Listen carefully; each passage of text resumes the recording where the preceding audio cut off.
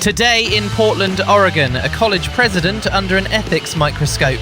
A birdwatcher's rant sets off a leash war. Oregon tells a White House shindig to shove it. Musk swims in money. David Hockney is gone. And the Portland fire finally lighted up. I'm Vixie Steele. Welcome to Loud and Local with Vixie Steele in Portland, Oregon. Let's get into it. First up, the Oregon Government Ethics Commission just opened a full investigation into former Portland Community College President Adrian Bennings over a potential conflict of interest. And this one smells. Here's the setup. While she was running PCC, materials from the college used the phrase, "one together, together one." That slogan is trademarked by her own company, G7 Enterprises. To be fair, Bennings and PCC both say there was no financial deal between the college and G7. But the question is simple, mate. Did she benefit at all from leveraging that slogan tied to her private trademark while sitting in a public seat with a $345,000 base salary? Timeline, because receipts matter. G7 gets registered back in October 2022. A complaint lands at the Ethics Commission in March of this year. By mid-May, Bennings and the PCC board finalise a separation agreement. That agreement, by the way, includes a $261,000 severance and other benefits. Then, on June 12th, the OGEC votes to open a full investigation. They expect to wrap by November 13th. Crystal clear process. We'll see what shakes out. Look, any time a leader's private trademark shows up in public branding, alarms go off. Even if there's no invoice. Personal brand value is a thing. Exposure is a thing. That's exactly why ethics rules exist. You don't get to blur the line between your side hustle and your public office and then say, "Oh, but nobody got paid, so it's fine." The commission's job is to figure out if she personally benefited. That's the legal test, but ethically, Jesus Christ, it's just basic standards. You don't use your own company's slogan at a taxpayer-funded institution you run. Full stop. Respect where it's due. The Ethics Commission actually moved this forward after a preliminary look. That's how it should work. But honestly, it's disgusting how those at the top play by their own rules while the rest of us are stuck with the consequences.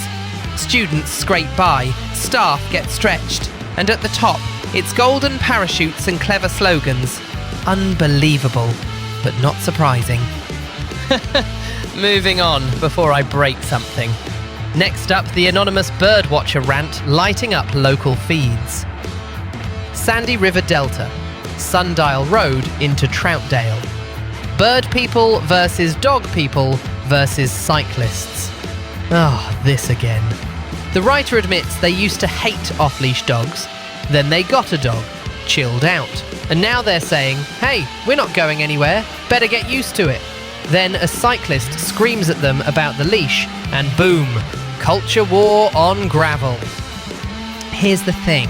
Public spaces are shared, which means compromise.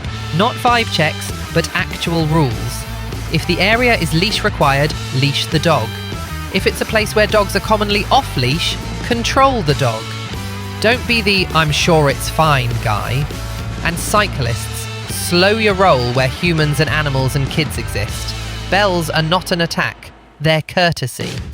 Back in my day, people had fucking standards. You yielded space when you were the faster one. You cleaned up your mess, and you didn't scream at strangers unless someone was about to get flattened. To be fair, perspectives change when you're on the other end of the leash. That's real. But rules don't change just because you got a cute dog. Birds are nesting. Folks are out to watch them. Others are out to ride. It's a gorgeous spot. Let's not turn it into a battlefield because you think your hobby matters more. For real, can't we all just respect the rules instead of acting like entitled arseholes? Alright, let's keep this train wreck rolling. Oregon has bailed on the Great American State Fair. The state says costs are too high and the thing's drifting partisan. That's the official read. And listen, I don't make the rules, but I do enforce them. If a so-called national fair starts feeling like a loyalty pageant, you don't go. You save the money.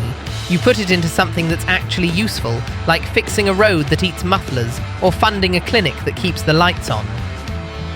Meanwhile, Elon Musk is poised to become the world's first trillionaire off the SpaceX market debut. Trillionaire. Say it out loud. That's not a number. That's a Bond villain prop. SpaceX is a rocket machine and investors are wet for growth, fine. But if you want a perfect snapshot of modern economics, it's one guy riding a skyrocket of equity while the rest of us line up for rent hikes and potholes. More proof the rich get richer while the rest of us pick up the pieces. Shifting to the world stage, the US and Iran are on a knife edge. We're 105 days into a war. Reports say President Donald Trump halted planned attacks in the hope of a peace deal. Will that stick? Who knows? Conflicting signals. That's diplomacy now. Static and fog. I swear. What fresh disaster is this? Try not to blink too hard or the headline changes again by dinner. And in the art world, David Hockney has died at 88. An icon. Those saturated pools, that California light, that bold colour and calm line. The man made Sunny look profound. Respect where it's due. We lose legends, we keep the work. That's what I'm talking about. Time to switch it up. Portland Fire basketball, hell yeah, now we're talking. They snapped a 4-game skid with an 84-83 win over the Dallas Wings in front of about 14,600 loud souls. That's a 1-point knife fight. Dallas was missing their star, Paige Buchers, with an ankle issue, and the Fire still had to earn every inch. Woohoo! Emily Engsler iced it at the line with one decisive free throw. Pressure like a piano on your chest, and she knocks it down. She's also second in the league in blocks, swatting shots like flies at a picnic. And Bridget Carlton, raining threes like she stole the weather. That perimeter threat opens the floor, and the passing lanes begin to breathe. You could feel the confidence creep back after getting clipped by the Valkyries earlier this month, then the Sparks, then the Aces. Mid-June, the fuse finally catches. Credit to coach Alex Sarama. The Fire are leaning hard into team first, high assist, low ego basketball, a collective approach. You can see the fingerprints of that constraints-led approach. Adapt to the problem in front of you. It's not just coach speak, it's how they clawed back possession by possession. Now circle June 17th on your calendar. Rivalry series with the Seattle Storm. Old heat, new chapter, bring that same edge. Bring that same ruthless rebounding and let Carlton fire from orbit. Finally, a win we can actually celebrate. See, this is why I still have hope. Not because everything's peachy, it's not, but because a team built on hustle and brains can still outwork the numbers and slap a W on the board. That's the good shit right there.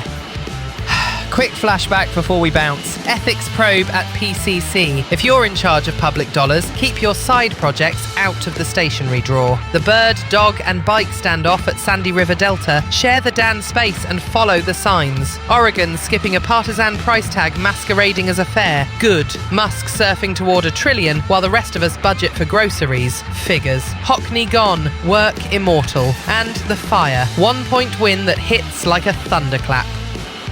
I shouldn't have to say this, but here we fucking are. Be decent in shared spaces. Hold leaders to actual ethics.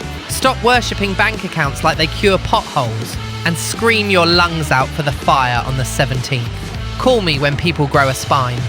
Until then, we grind. And that's today's dose of reality from Loud and Local with Vixie Steele in Portland, Oregon. Go do something useful, and I'll see you back here tomorrow.